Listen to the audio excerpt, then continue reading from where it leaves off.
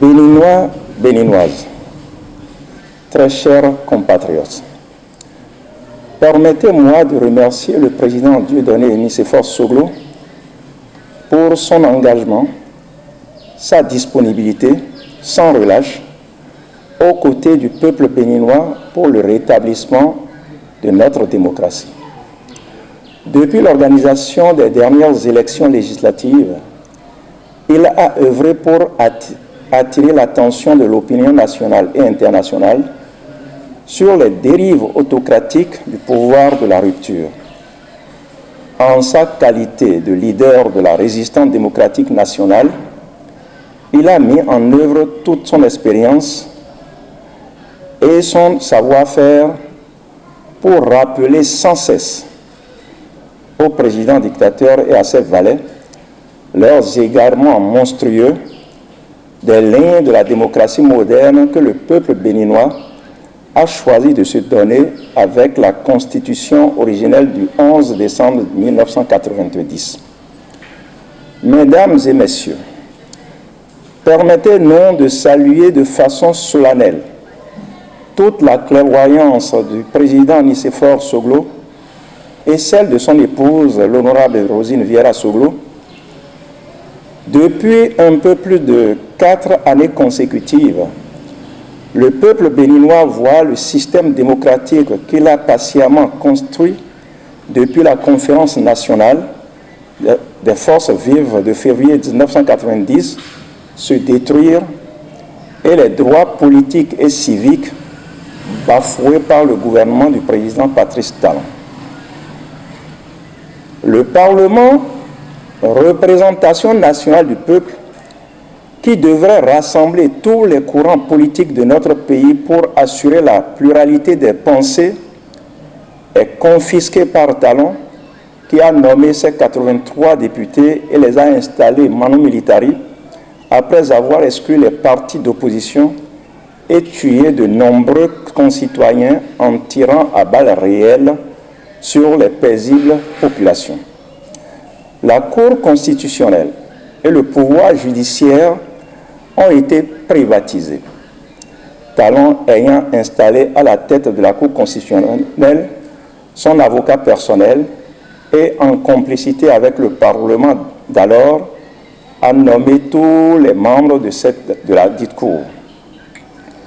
La concussion entre cette Cour et l'Assemblée de 100 a permis la révision de la loi fondamentale du pays au petit matin du 1er novembre 2019 sans aucun débat national préalable, avec l'exclusion totale de toutes les forces vives de la nation. Le code électoral a été rafistolé et a conditionné le résultat obtenu dans les circonscriptions électorales par le biais d'une liste centralisée, vidant ainsi la décentralisation de son contenu. La liste électorale a été manipulée par un cos-lépi constitué des seuls partisans de Patrice Talon. Les électeurs ignorent tout de cette liste et même l'ANT doute de sa crédibilité. Des informations reçues de l'ANT sont loin de rassurer sur la fiabilité de la dite liste. La Sénat, comme à l'accoutumée, est assujettie au pouvoir exécutif et est incapable de faire appliquer les textes mis à sa disposition par le Parlement unicolore. Les nombreuses lois chrysogènes initiées et votées sur instruction de M. Patrice Talon ont permis d'exclure des élections tous les partis de l'opposition. Ainsi, ne peuvent être candidats que ceux que M. Patrice Talon désire voir sur les listes. Les nouvelles pièces administratives comme le quitus fiscal et le certificat de conformité sont délivrées par une administration aux ordres qui ne les délivre qu'aux partisans du président de la République, même si les candidats aux élections ne remplissent pas les conditions requises. Pour preuve, les listes censées être en compétition aux prochaines élections communales présentent des anomalies que la Commission électorale nationale autonome ne relèvera jamais tant qu'il s'agira des partis du président de la République. S'agissant des élections municipales et communales pour lesquelles le corps électoral est convoqué pour le 17 mai 2020, seuls les partis uniques à 2 poules du président Talon et quelques affiliés autorisés y prendront part. Ainsi, le président tente-t-il de rattraper avec ruse l'exclusion totale qui avait caractérisé les élections législatives meurtrières d'avril 2019 pour se donner bonne conscience face à la communauté internationale. Cette fois-ci, la ruse a atteint le parti FCBE. La course effrénée et forcenée des apatrides vers le 17 mai 2020 est aussi motivée par leur souci de légitimer le pseudo-parlement de sang. Vous comprendrez pourquoi les populations sont invitées à s'inscrire sur les listes des partis siamois du président de la République dans des conditions que l'histoire finira par élucider. Pour garantir les résultats qu'ils se sont fixés, je cite, c'est le chef de l'État lui-même qui a validé toutes les listes. Fin de citation. Ce contexte malsain est aggravé par la pandémie du coronavirus qui secoue l'humanité entière. La quasi-totalité des pays de la planète est en effet secouée par une crise sanitaire liée à la Covid-19 avec des conséquences douloureuses, ses cortèges de morts et ses ravages économiques. La plupart des pays ont pris les mesures appropriées pour protéger leur peuple. Tous les rassemblements ont été interdits. Les lieux de culte sont fermés ainsi que les écoles et les universités. Certains pays ont annulé les élections. Et les pays qui se sont entêtés pour en organiser ont enregistré de très faibles taux de participation, vidant ainsi les élections de leur sens. Dans ces conditions, les élections parodiées préalablement prévues pour se tenir le 17 mai 2020 peuvent-elles demeurer une priorité?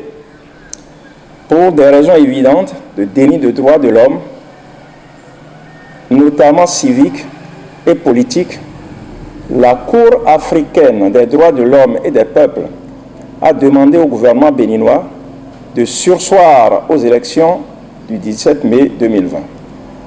Chers compatriotes, retenez qu'il ne s'agit là que des derniers soubresauts d'un dictateur en perte de vitesse, que les laudateurs de l'autocratie ne vous découragent point.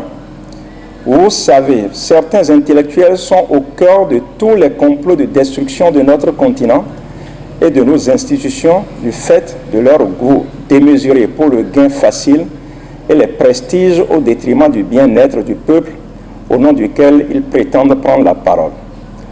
Ces gens sont dangereux pour notre démocratie. La fracture politico-sociale qu'a induite la gouvernance autocratique du président Talon a révélé au grand jour bon nombre de ses compatriotes et aujourd'hui, on peut sans risque majeur de se tromper connaître les vrais démocrates. Bref, séparer le bon grain de l'ivraie.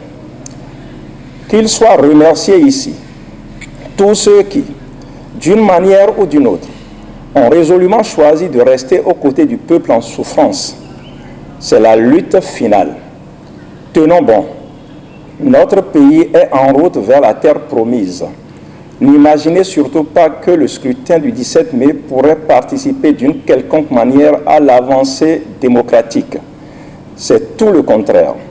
Les démocrates de tous horizons doivent s'unir dans un élan patriotique pour qu'en mars 2021, nous rétablissions la démocratie dans notre pays. Béninoises et Béninois, chers compatriotes, n'ayons pas peur, n'ayons crainte de rien. La démocratie sera rétablie. En privant les citoyens et le peuple du Bénin de leurs droits civiques et politiques, M. Patrice Talon croit avoir mis la République sous coupe réglée. Il s'est royalement trompé. Non seulement la démocratie sera rétablie, il répondra aussi de ses crimes et de ses forfaitures. C'est pourquoi nous voudrions vous inviter à rester chez vous le 17 mai 2020. Ne prenez aucun risque en sortant de ce jour de parodie. restez chez vous pour vous protéger contre la Covid-19 et mettez le temps à profit pour méditer ce qui arrive à notre démocratie. Vive la résistance démocratique nationale. Vive la démocratie pour que vive la République du Bénin. Je vous remercie. Cotonou, le 13 mai 2020, la résistance nationale.